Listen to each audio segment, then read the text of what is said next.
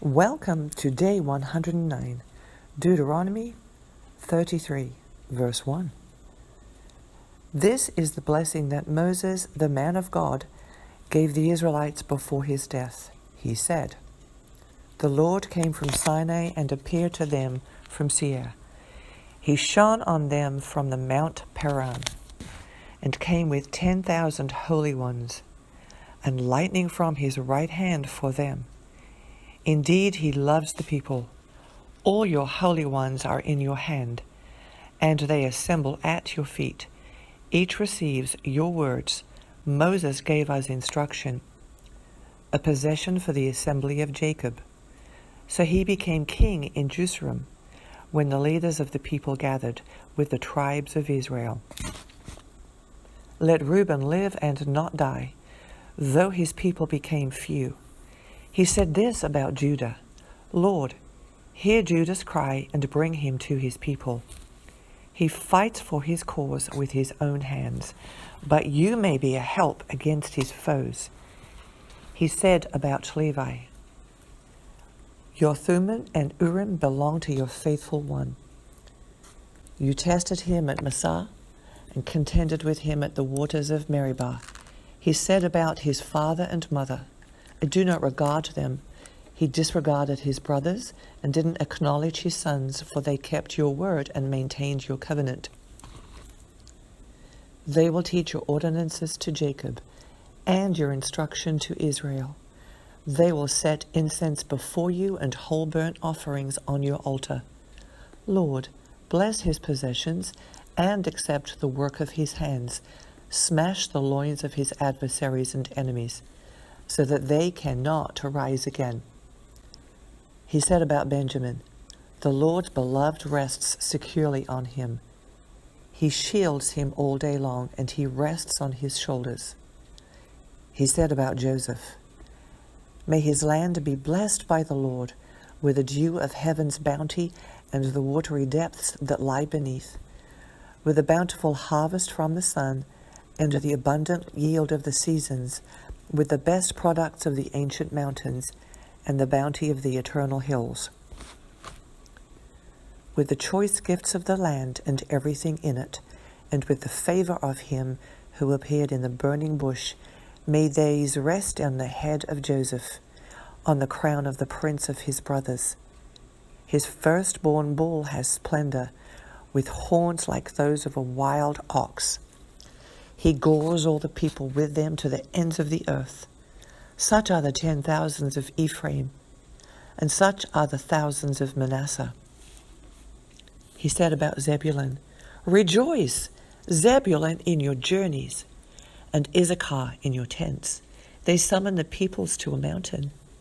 There they offer acceptable sacrifices, for they draw from the wealth of the seas and the hidden treasures of the sand. He said about Gad, the one who enlarges Gad's territory will be blessed. He lies down like a lion and tears off an arm or even a head. He chose the best part for himself, because a ruler's portion was assigned there for him. He came with the leaders of the people. He carried out the Lord's justice and his ordinances for Israel. He said about Dan, Dan is a young lion, leaping out of Bashan. He said about Nephalti, Nephalti, enjoy Pruel, full of the Lord's blessing. Take possession to the west and the south. He said about Asher, may Asher be the most blessed of your sons. He may be the most favored among his brothers, and dip his foot into olive oil. May the bolts of your gate be iron and bronze, and your strength last as long as you live. There is none like the God of Jeshurun, who rides the heavens to your aid on the clouds in his majesty. The God of old is your dwelling place, and underneath are the everlasting arms. He drives out the enemy before you, and commands, destroy, so Israel dwells securely. Jacob lives untroubled in a land of grain and new wine. Even his skies drip with dew. How happy you are, Israel! Who is like you? A people saved by the Lord. He is the shield that protects you, the sword that you boast in. Your enemies will cringe before you, and you will tread on their backs. Chapter 34. Then Moses went up from the plains of Moab to Mount Nebo, to the top of Pisgah, which faces Jericho, and the Lord showed him all the land, Gilead as far as Dan, all of Naphtali, the land of Ephraim and Manasseh, all the land of Judah as far as the Mediterranean Sea, the Negev and the region from the valley of Jericho, the city of palms as far as Zoar. The Lord then said to him, This is the land I promised Abraham, Isaac, and Jacob. I will give it to your descendants. I have let you see it with your own eyes, but you will not cross into it. So Moses, the servant of the Lord, died there in the land of Moab, as the Lord had said. He buried him in the valley in the land of Moab, facing Beth Peor, and no one to this day knows where his grave is. Moses was 120 years old when he died. His eyes were not weak, and his vitality had not left him. The Israelites wept for Moses in the plains of Moab for 30 days. Then the days of weeping and mourning for Moses came to an end. Joshua son of Nun was filled with the spirit of wisdom, because Moses had laid his hands on him. So the Israelites obeyed him and did as the Lord had commanded Moses. No prophet had arisen again in Israel like Moses, whom the Lord knew face to face.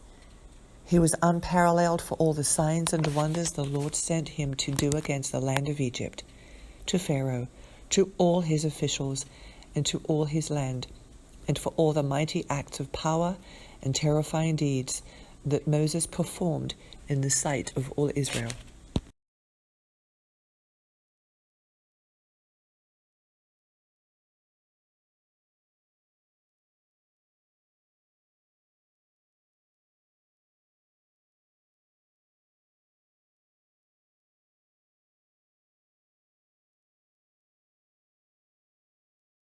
Welcome, Day 109, Psalm 48, verse 8. Just as we heard, so we have seen in the city of the Lord of hosts, in the city of our God. God will establish it forever. Selah.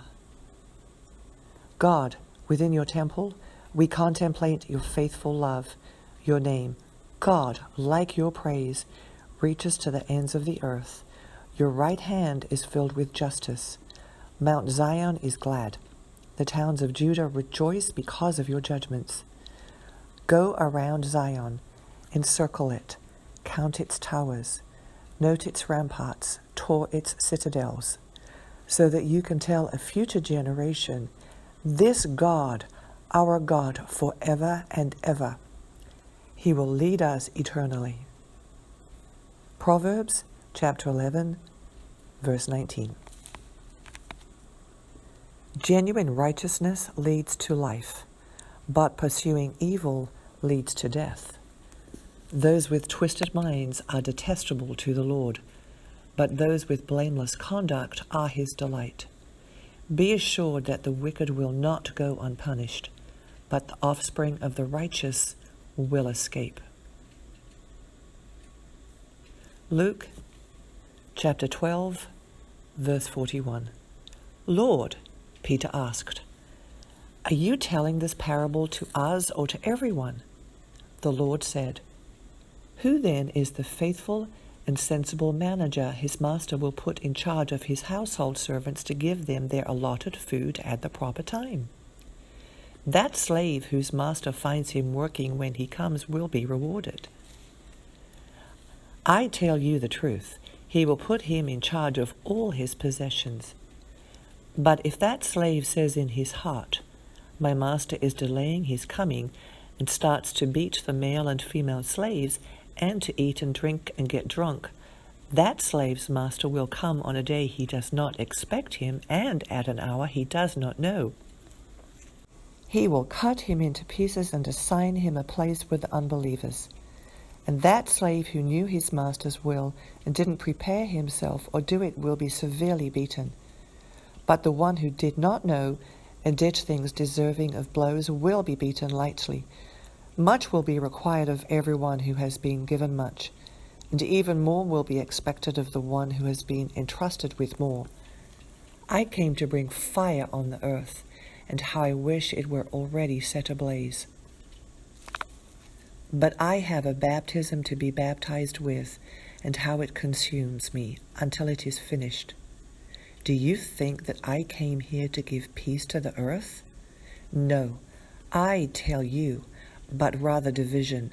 From now on, 5 in one household will be divided, 3 against 2, and 2 against 3.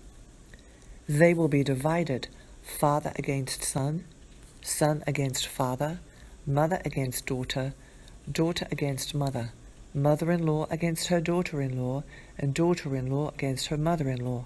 He also said to the crowds, "When you see a cloud rising in the west, right away you say, 'A storm is coming,' and so it does. And when the south wind is blowing, you say, 'It's going to be a scorcher,' and it is. Hypocrites! You know how to interpret the appearance of the earth and the sky, but why don't you know how to interpret this time? Why don't you judge for yourselves what is right? Are you going with your adversary to the ruler? Make an effort to settle with him on the way. Then he won't drag you before the judge. The judge hand you over to the bailiff, and the bailiff throw you into prison.